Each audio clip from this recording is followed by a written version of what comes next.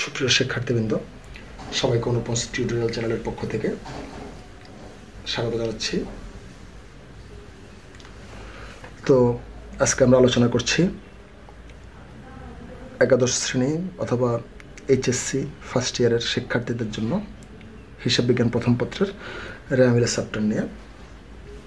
তো আমরা রেওয়ামিলের মধ্যে নর্মালি নবম দশম শ্রেণীতে যে রেওয়ামিলটা করেছি ওইটাই আছে, পাশাপাশি এটার সাথে আর একটা টপিক যুক্ত হবে, সেটা হচ্ছে ভুল সংশোধনী বা রেকটিফাইং জার্নাল। তো আমরা প্রথমত রেওয়ামিলটাকে আলোচনা করছি, এরপরে দিয়ে আমরা ভুল সংশোধনে যাবদের উপরে ক্লাস দেবো।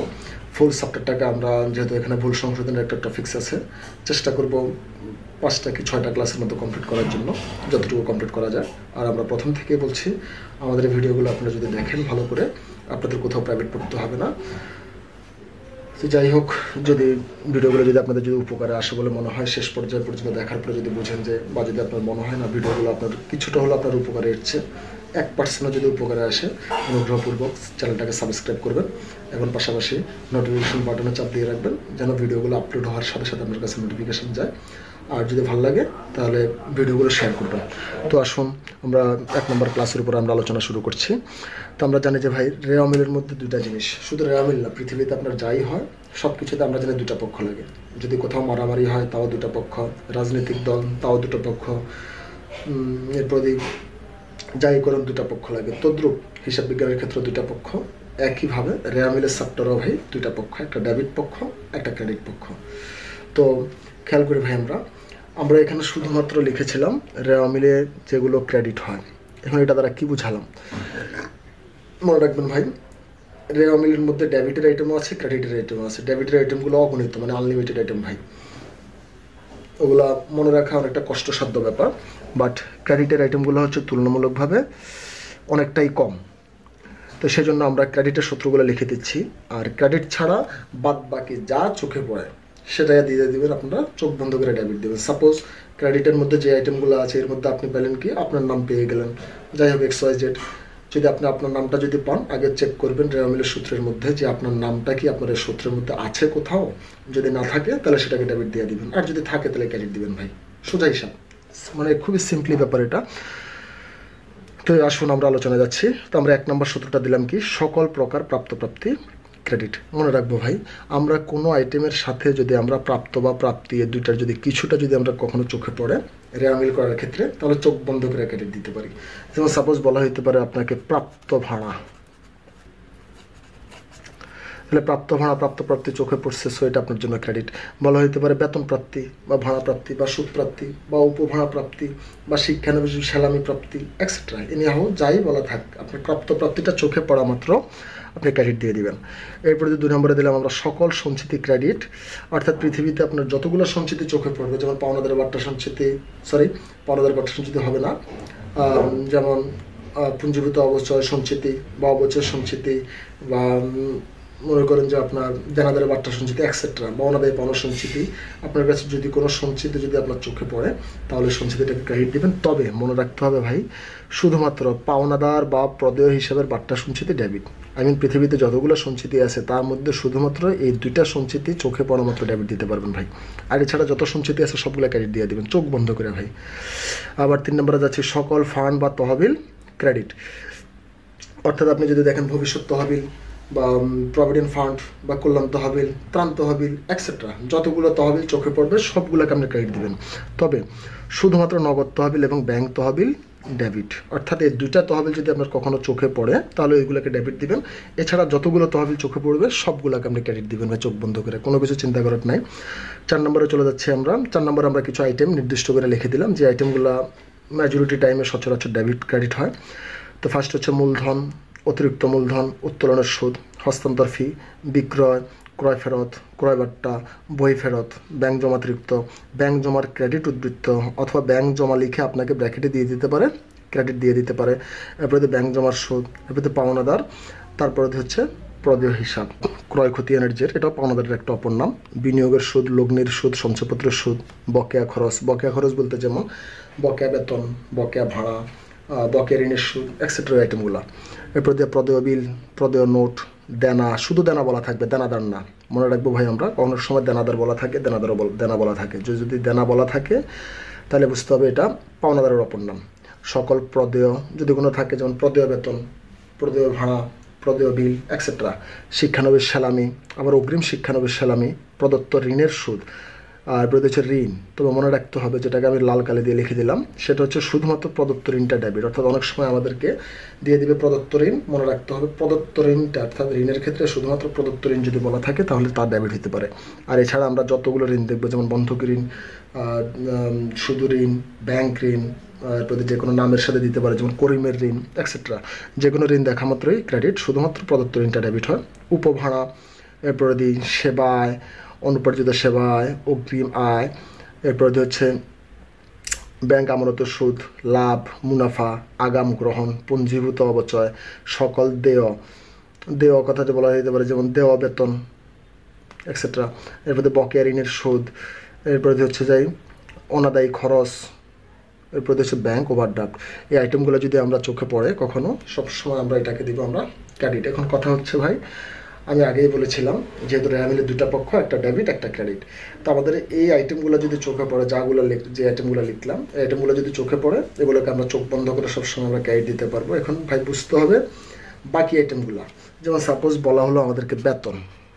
এখন আপনারা কিভাবে এটাকে সলিউশন করবেন, যেমন বলা হলো বেতন, আপনারা ফলো করবেন যে সূত্রের মধ্যে আমরা যে সূত্রগুলো নিয়ে আলোচনা করলাম, সূত্রের মধ্যে বেতন কথাটা, শুধু বেতন কথাটা লেখা আছে কিনা, যে আইটেমটা লেখা নেই সেটাকে ডেবিট দিতে পারেন। সাপোজ আপনার নাম XYZ যে কিছু, আপনার নাম যদি লেখা থাকে কখনো, তাহলে ফলো করবেন এখানে আপনার নামটা কোথাও লেখা আছে কিনা, যদি লেখা না থাকে সেটাকে ডেবিট দেবেন। বলা হতে পারে আপনাদেরকে ভাই আসবাবপত্র, তাহলে ফলো রাখবেন যে এখানে আমার সূত্রের মধ্যে কি আমরা আসবাবপত্র লিখেছি কিনা কোথাও, যদি না লিখে থাকে তাহলে ডেবিট। অর্থাৎ ক্রেডিটের আইটেম ছাড়া আর বাদ বাকি যতগুলো আইটেম আপনার চোখে পড়বে সবগুলোকে আপনি সবসময় ডেবিট দিবেন। তো যাই হোক, আমরা সূত্রের আলোচনা জাস্ট কোনগুলো ডেবিট হয় বা কোনগুলো ক্রেডিট হয় সেটা নিয়ে বুঝালাম। এখন আমরা চলে যাচ্ছি রেওয়া মিলের মধ্যে আরও একটা সূত্র, সেটা হচ্ছে যে কিছু কিছু আইটেম আমাদের রেওয়া মিলে আসে না, চলুন আমরা ওইগুলো নিয়ে আলোচনা করছি এখন। তো আমরা আশা করি দেখতে পাচ্ছি যেগুলো রেওয়া মিলে আসে না, যেমন বলা হয়েছে যে সকল লেনদেন বা হিসাব রেওয়া মিলে আসে না। তো প্রথমত আমরা 1 নম্বরে লিখলাম মাসের প্রথম তারিখ, বা ব্র্যাকেটে দিয়ে দিলাম 1 তারিখ, যে কথা প্রথম তারিখ একই কথা, অথবা প্রারম্ভিক। তো ভাই 1 তারিখ আর প্রারম্ভিক দুইটাই এক, আর 31 তারিখ মানে সমাপনী। অর্থাৎ আমি আবারও বলছি, মাসের শুরুর তারিখ যে কথা প্রারম্ভিকও একই কথা, আর মাসের শেষ তারিখ যে কথা সমাপনীটাও একই কথা। তো মনে রাখবো মাসের প্রথম তারিখ বা 1 তারিখ যদি প্রারম্ভিক ব্যাংক অথবা নগদ তহবিল বলা থাকে, যেমন আপনাদেরকে সাপোজ বলা হতে পারে, যেমন ব্যাংক জমা দিয়ে দিতে পারে ব্র্যাকেটে 1 বা যাই হোক এনি হাউ যে কোনো কিছু দিয়ে দিতে পারে, বা বলা হতে পারে প্রারম্ভিক ব্যাংক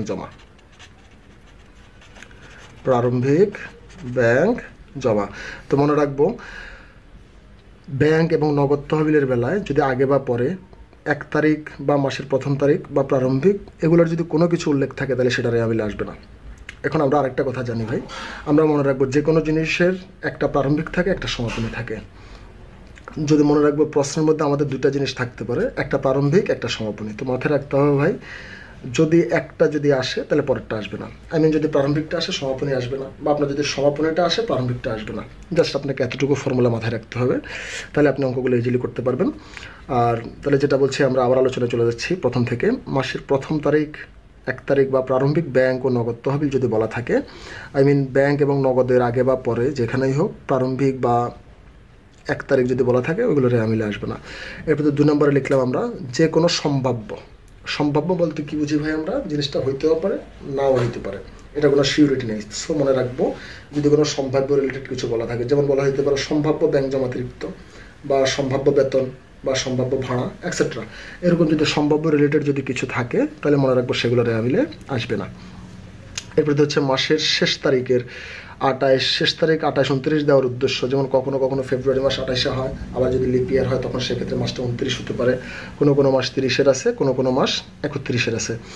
তো মনে রাখবো মাসের শেষ তারিখের 28, 29, 30, 31 তারিখের বা সমাপনী মজুত পণ্য এবং মনিহারি অথবা অফিস সরবরাহ বা সাপ্লাই, যাই হোক কথা তিনটা একই।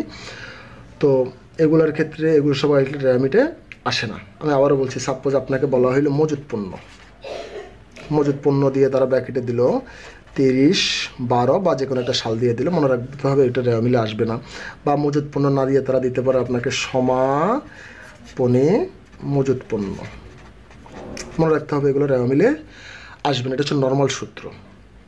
বা আপনাকে দিতে পারে মণিহারির ক্ষেত্রে দিতে পারে, মণিহারি দিয়ে তারা আপনাকে দিতে পারে 31/12 দিতে পারে, বা যে কোনো একটা দিতে পারে, সোজা কথা মাসের শেষ তারিখ, বা বলা হইতে পারে সমাপনী মণিহারি। তো এটমগুলো রেওয়া মিলে আসে না।